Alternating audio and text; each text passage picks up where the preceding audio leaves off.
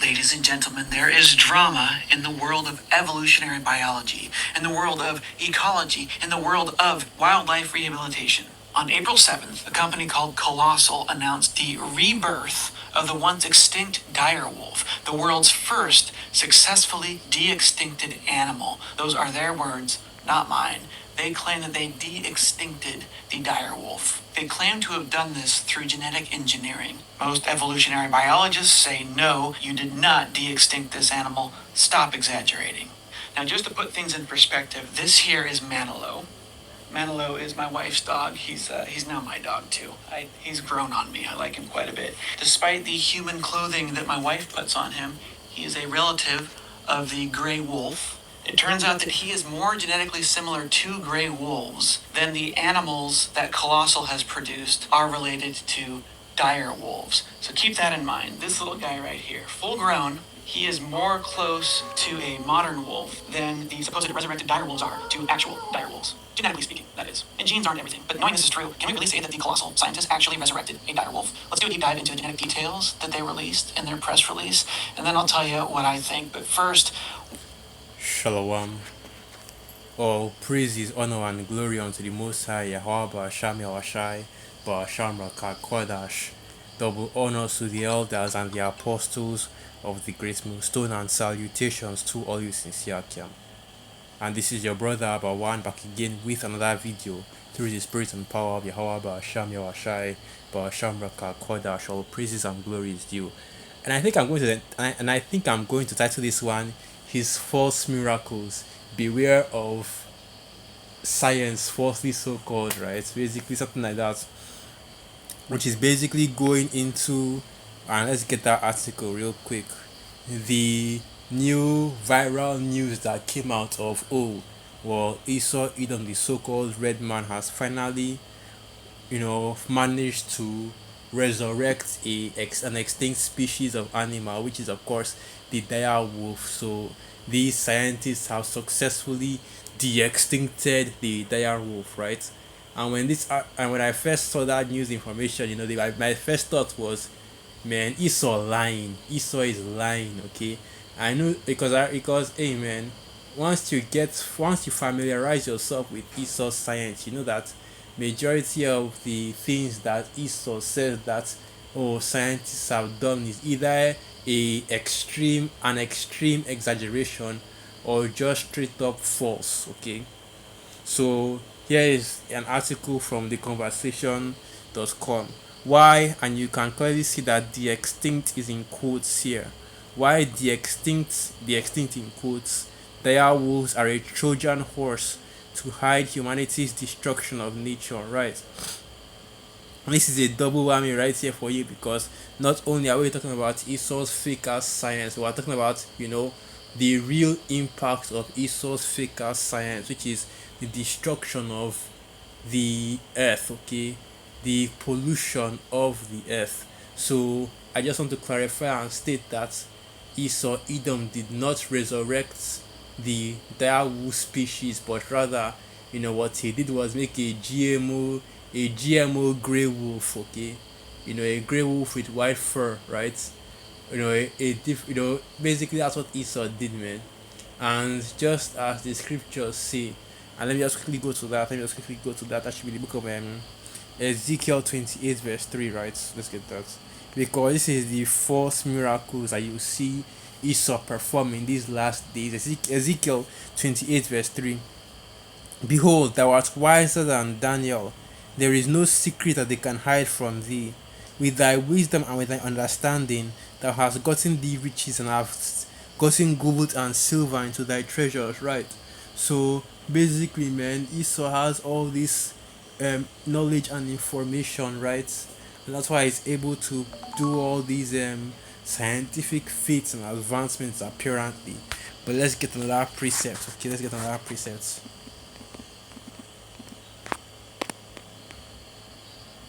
Yes, this is right here. So this is the book of Revelation 13, and I'll start from 11. Revelation 13 verse 11. And I beheld another beast coming up out of the earth, and he had two horns like a lamb, and he spake as a dragon, right? And this is of course referring to, it's like Esau's democratic system, right? Where you have two horns, which are usually the two opposing parties, and they always push your draconian legislations and wicked legislations on the earth. Now Revelation 13 verse 12, and he exerciseth all the power of the first beast before him, and caused the earth and them that which dwell therein to worship the first beast, whose deadly wound was healed. Right, and this is why you see that this is why you see that, and this is why we say um this current kingdom is the revised Roman Empire, because what you have is that you have taken the ways of the Roman Empire, right? The different cultural norms and practices that you have in the Roman Empire, including the system of worship. Because let's not forget that Christianity, the Christianity that you currently have in this, the Christianity you currently have in this kingdom is the Roman Catholic brand of plantation Christianity, the brand that was basically standardized in the Roman Empire, right? Your Nicene Christianity, let me say like that. Because even though all these denominations will say that, well, they don't agree with the Catholic Church, they still adopt the vast majority of the Catholic Church doctrines with a few variations here and there, right? But this is just Rome all over again, and we are in the revised Roman Empire. Why? Because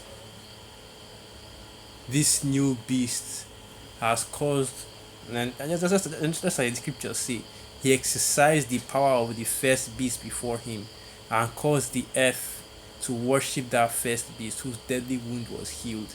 And of course, the deadly wound represents, when the Roman Empire fell, and for that 1,000-year period, Jake was in power, but then ultimately Esau came back into power once they uncovered the history of their rulership in Rome, which is basically what the Renaissance was about. Because if you go and Google the Renaissance, you'll find out the definition of the Renaissance is the rediscovery of classical arts and literature.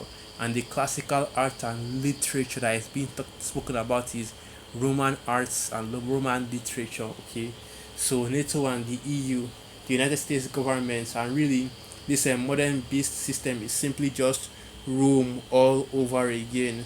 Now, continue on. Revelation 13 verse 13, and he doeth great wonders, so that he maketh fire come down from heaven on the earth in the sight of men, and deceiveth them that dwell on the earth by means of those miracles which he had power to do in the sight of the beast, saying to them that dwell on the earth that they should make an image to the beast, which had the wound by a sword and did live. Right, and the main point, of course, is the first part where it says that he deceived them that dwell on the earth by means of those miracles, right?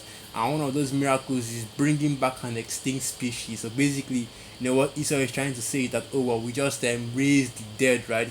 Because we brought back an extinct species, or we brought the species back from extinction, and that's that's the narrative they are trying to push. Specifically, the company that was actually in charge of this little bio experiment, right? But of course, as we understand it, that is not the case, because you find out that no, they didn't actually bring back any extinct animal, but rather that they just changed the genes of one specific already living animal to make it look as though they did bring back that extinct animal, right?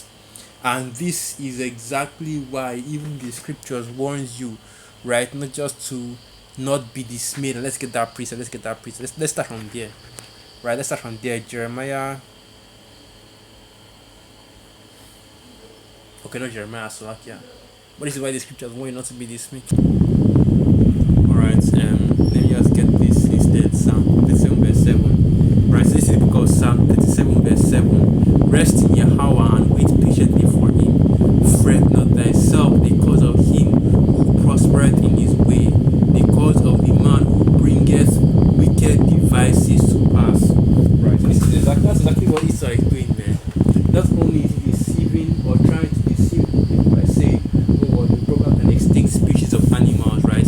But what you are also doing, right, is a form, is basically they are changing the kind of, they are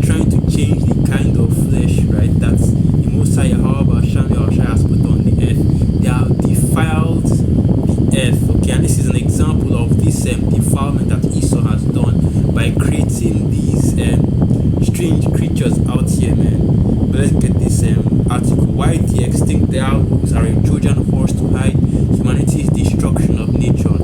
With wildlife populations globally 73% smaller, and let's stop right there first by saying, but this is not them.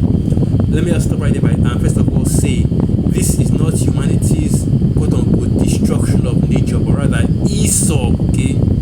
Because hey man, whenever Esau does some wickedness, he's always on this we shit, we need to do better, we need to change our ways, we need to do this or that. No, this isn't on some we shit, this is on some e shit, okay? Not on some we shit, on some e shit, okay? It is Esau Edom solely that is responsible for the destruction of this earth. But let's continue reading. With wildlife population globally 73% smaller on average than in 1970, Esau's fault, and large mammals missing from much of the world, surely there has never been a better time to de-extinct species. US biotech company Colossal Biosciences Incorporated claimed to do just that recently by resurrecting the dire wolf from Game of Thrones, a species that also lived in our world several thousand years ago, right? So they are trying to say that they have, resurrected the 1,000-year-old species of wolves that existed, right?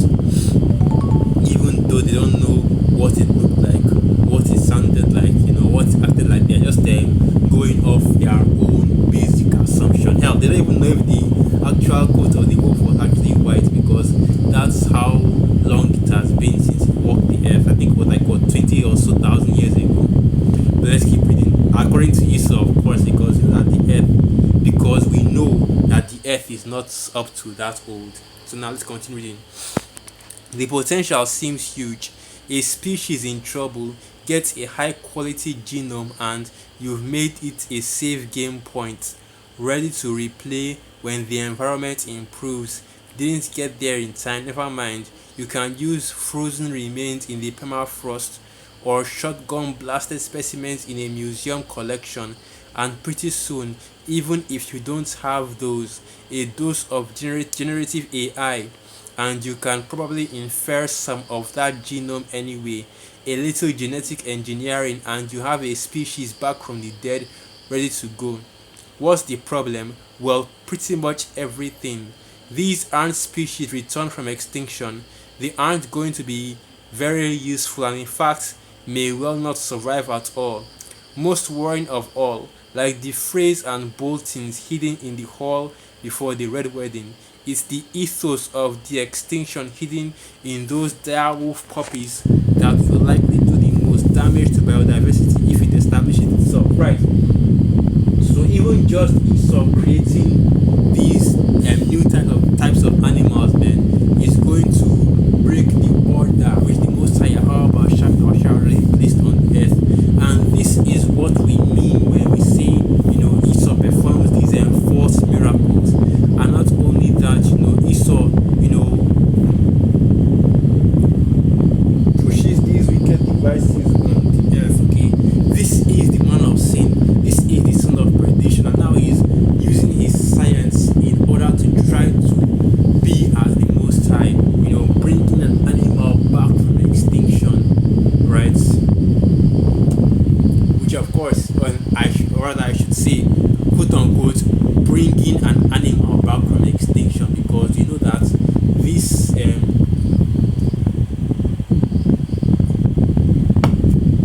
this creature that Esau Edom has made is not an actual historical there, but rather it's just a coupling together that these Edomite devils, right, mad scientists that they have done.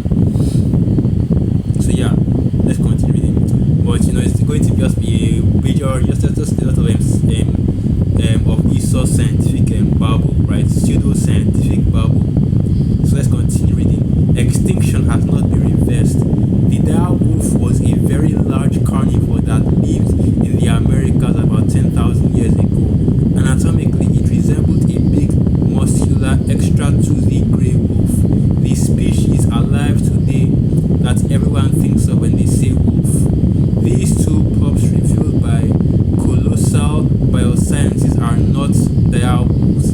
they are grey wolves with 14 genes modified to produce an animal that resembles what they think a dire wolf looked like. Bam. And that is basically it right there. When I first saw this, I already knew that, man. Esau just still lying, right? It was already pretty obvious what happened. It's just a genetically, modified grey wolf. It's not an actual dire wolf. And this is what Esau does best. You know, sitting in the temple of the Most High, claiming that he is the Most High.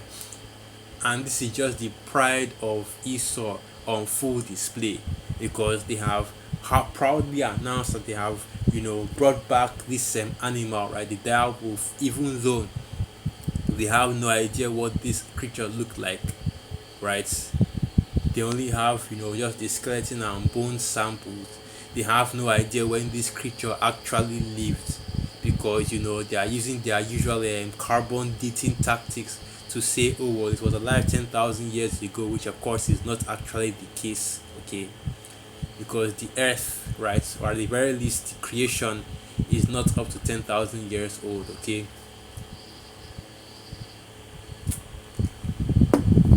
Realistically, animals and human beings have only walked the earth for a little over 3,000 years. Okay, let's keep going.